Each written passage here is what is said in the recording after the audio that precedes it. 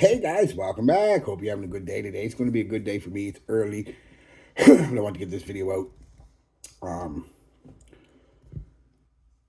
and it's going to be just a video on fragrance. I don't know if you call them myths or whatever, misconceptions that I thought of over the years were true.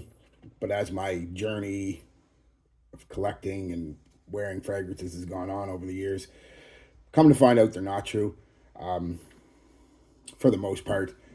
And what brought me to this, why I said it's going to be a good day for me, I'm going to the big flea market we have here once a year for 3 days, and to see what's there. And I'm going with a buddy of mine who I'm still friends with. We're really good friends. We were like brothers. I'll get into it for just a quick. I got to explain it to kind of get to why I had the thought for this video. We were like brothers. We started hanging out later in life. We hung out a couple times when we were kids.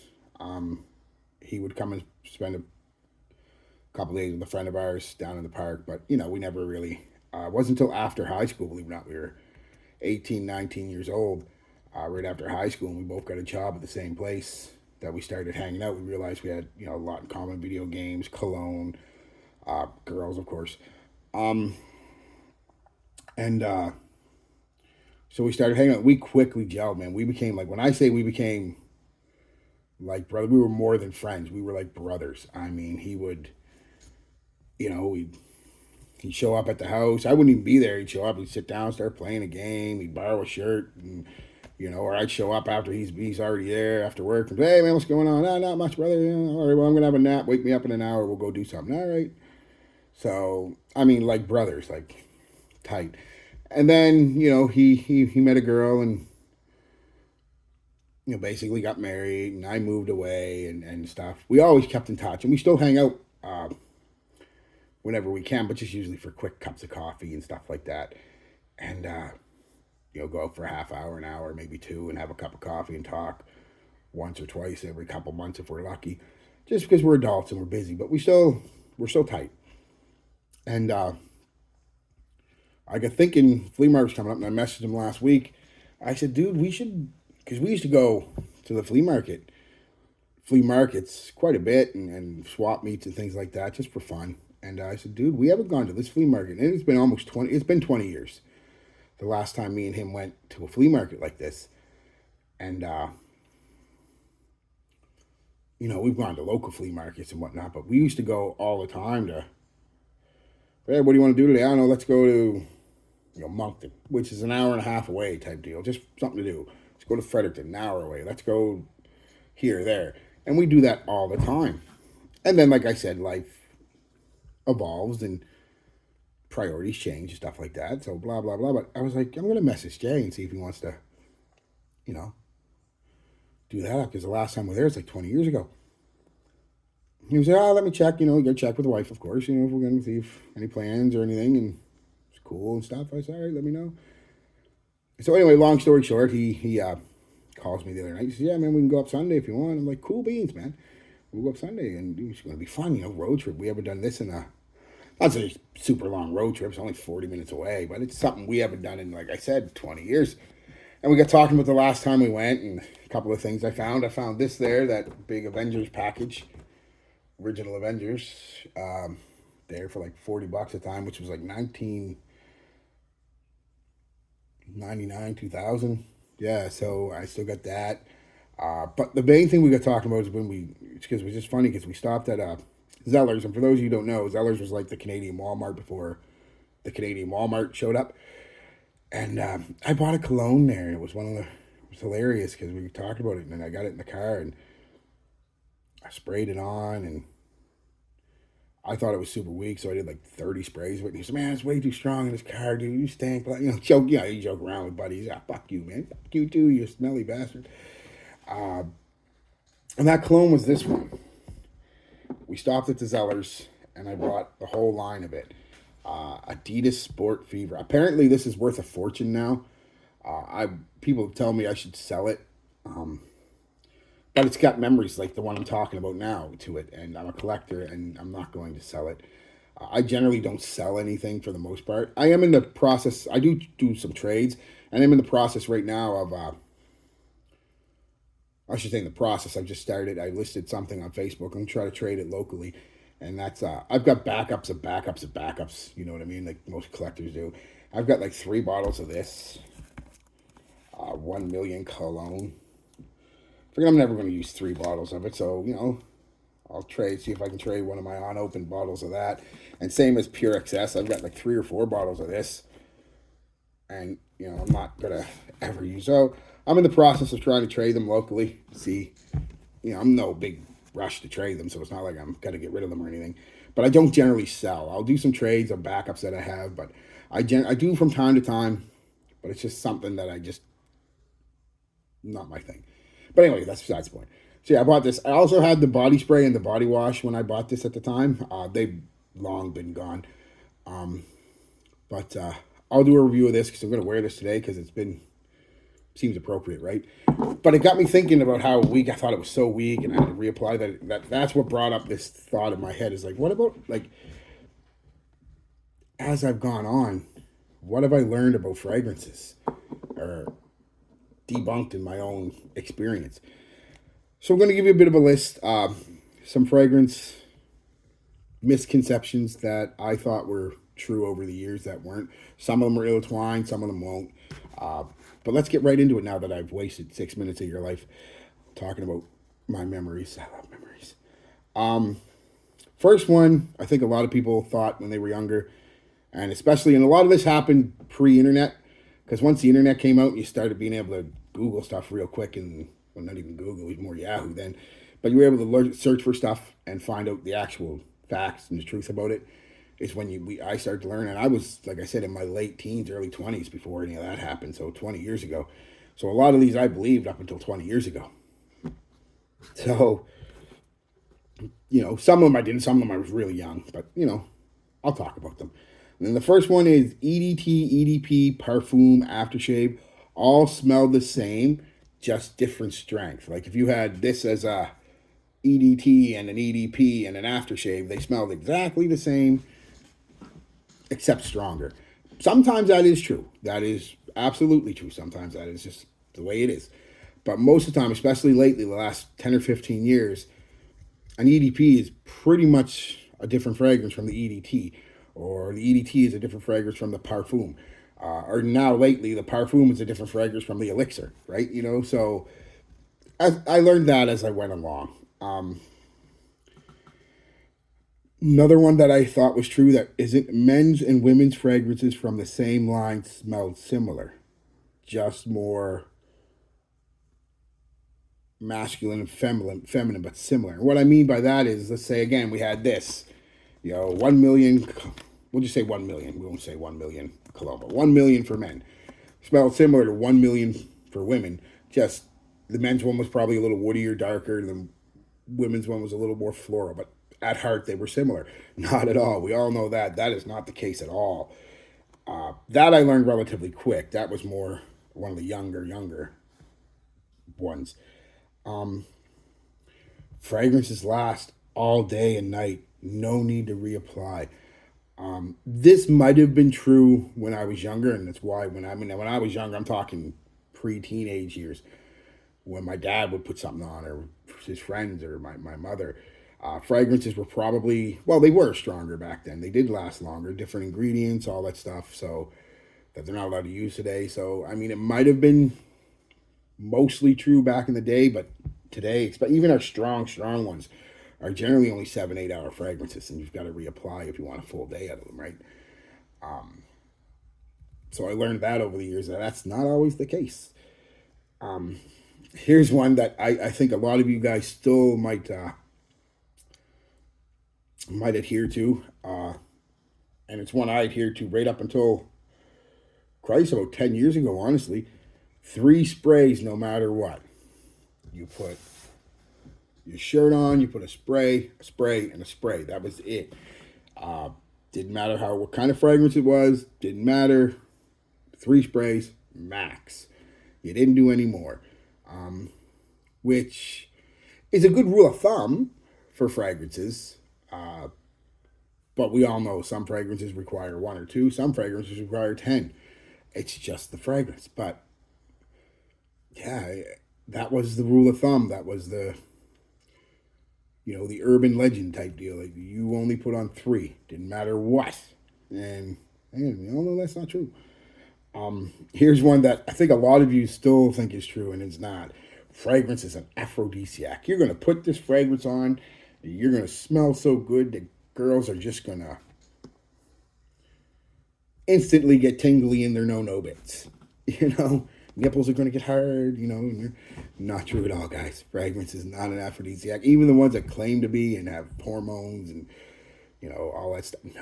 No fragrance is an aphrodisiac. Never have been, never will be. Not to my knowledge, anyway, unless there's some kind of love potion out there by some weird alchemist still living in a cave. I have no idea, but yeah, no fragrance is an aphrodisiac. But we thought it was. We did. We thought we were going to put it on and just girls were instantly going to drop to their knees, if you know what I mean. And it's not the case. Not at all.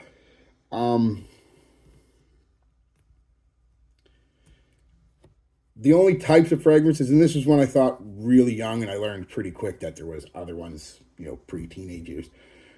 But for my first few years that I can remember back far enough, the only fragrance type that men had was aftershaves. And that boils down to being 7, 8 years old, and always all the people, especially my father mostly, my grandfather, my father mostly, that's all they wore was an aftershave. That was their fragrance. I didn't know they had EDTs and EDPs and it was just, everything was called cologne too. That was another thing. Or aftershave, actually, more specifically. It was called cologne or aftershave. Didn't matter what concentration it was, didn't matter. It was a cologne or aftershave. So for the longest time, up until I was 10 or 11 before I started getting a little bit into my own fragrances, that's what I thought. All men's fragrances were just aftershaves called cologne. And of course, that's not true at all. We all know that. Here's one some of you might even still agree with, but I think over the years we've hopefully evolved as a species to realize not true. All men's fragrances had to be heavy in woods and leather and musk, etc., etc. And on the other side, vice versa, that all women's fragrances had to be sweet and floral and rosy and airy. Not true. But I thought that. And I'm sure some of you did, and some of you probably still do. The next two kind of go together. A lighter fragrance meant over apply because no one would smell it. Not true. A lighter fragrance, if applied right, can be give you a nice, soft aura of fragrance around you. You don't need to put on 20 sprays. Something like this, probably about 10 would do, honestly. It is light, it is, but you don't have to load it on, right? So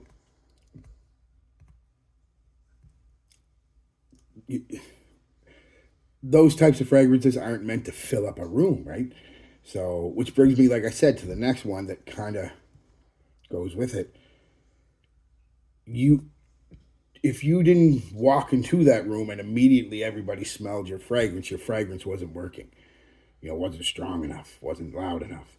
We've all been there, especially in our teenage years. I don't know how many times I've walked into a classroom and all I could smell was 5 different fragrances from 5 guys and maybe a couple girls sitting way over in the corner.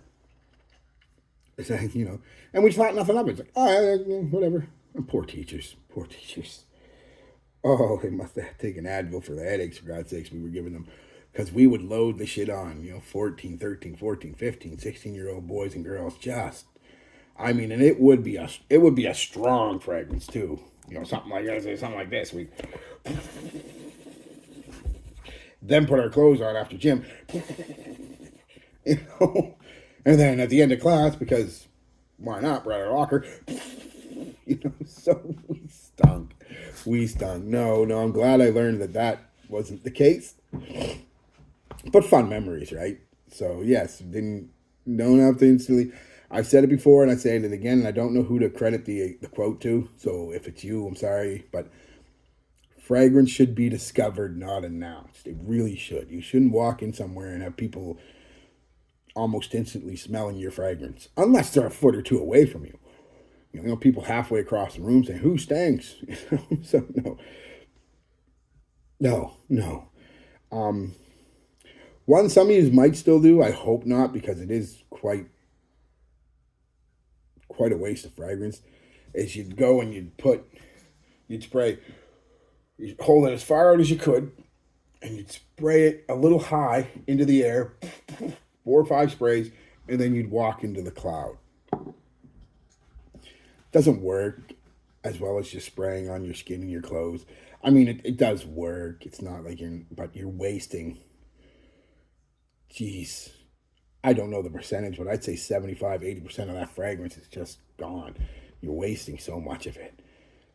It'll it'll perform better if you do it the normal way, and it'll last. Your fragrance will last longer because you're not wasting as much of it, right? So, but I mean, some of you still might do it. You might like it that way. That's fine too. I'm not saying it's wrong. I'm just saying, for most part, it's not very economically efficient. Um,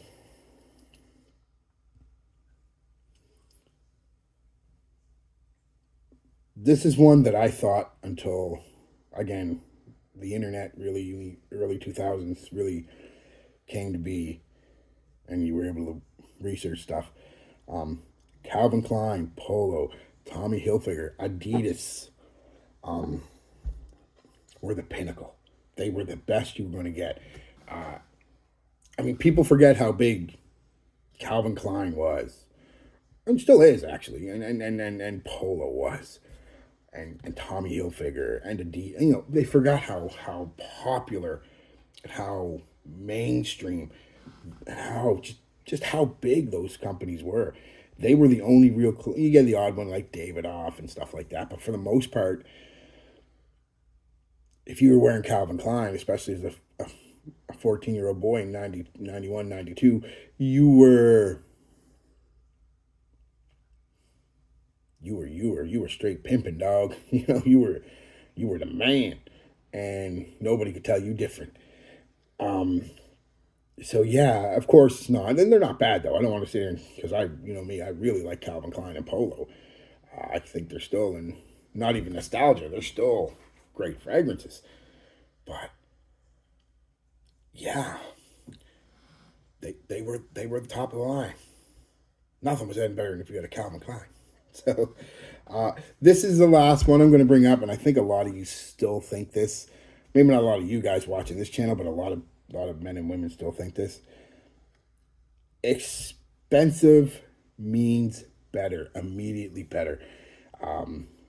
The more expensive something is, the better it is. We've learned over the years, again, especially the last 20 years with the advent of the internet, and really the last 10 with the advent of, well, we'll say 15, the last 15 years. Online shopping, reviews, YouTube, social media in general, Facebook, whatnot. Being able to get stuff at a cheaper price, so we're taking a risk on things we normally wouldn't have. Blah, blah, blah. We have learned over the years that price, for the most part, means nothing when it comes to quality. As a matter of fact, a lot of the times, higher price stuff, I'm saying value per money. It might be better than the lower price stuff, but is it, again, this is $30 and that's $200? Is it $170 better than the thing that costs $30? Most of the time, no. No. Sometimes yes. Other times it's the other way around. The $30 one smells way better than the $200 one. You know, but I mean, I think a lot of people still kind of have that in their mind, you know, and we'll use the good clone houses now, because that's another thing that I could go on a whole video. I've done a whole video, and I could do another one. I love talking clone houses, especially, and it's hard for me to explain, but these new clone houses, Armaf, Lattafa, Paris Corner, Fragrance World, these newer clone houses, relatively newer clone houses, and especially the last, again, 5, 6, 7 years, have just made it why would you, other than to have the name Tom Ford? And I've got a lot of Tom Fords, but why would I go out if I didn't have the money or wanted to spend the money, go get the Tom Ford when I could get a Lattafa for $30? And Tom Ford's 300, 350. And generally, not always, but quite a few times, the Lattafa smells almost identical, or the Armaf smells almost identical, fragrance world. Sometimes they smell a little better because they get a little twist, which is kind of neat. Yeah, so expensive does not always mean better, guys. Not all the time. Not at all. So anyway, guys, that was it. Just a quick little video. I'll be back with a review of this tonight or tomorrow. I got to work real early in the morning, so I don't know if I'll have time to do a video tonight when I get home, because I'm going to be gone for hours. But if I do, I will. Just because, yeah, it seemed appropriate to wear this today. All right, guys. Peace, love, be good to each other, and be good to yourselves.